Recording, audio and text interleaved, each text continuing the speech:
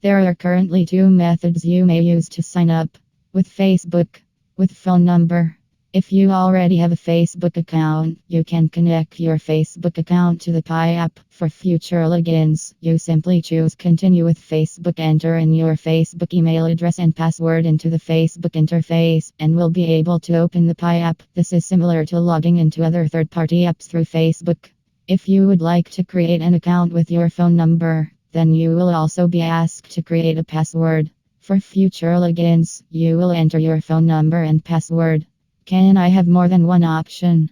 Yes. Regardless of the method you used to sign up, you will be able to add the other method later after sign up on your profile page inside the app.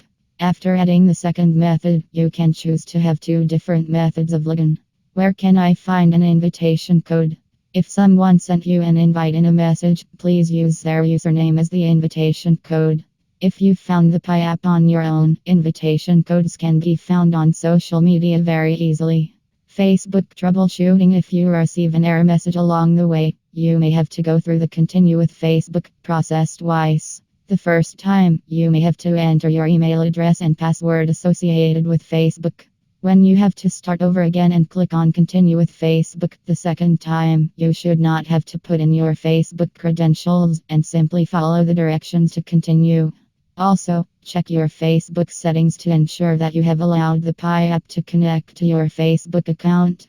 In Facebook, under Settings, you need to go to Apps and Websites and make sure that you have turned on the setting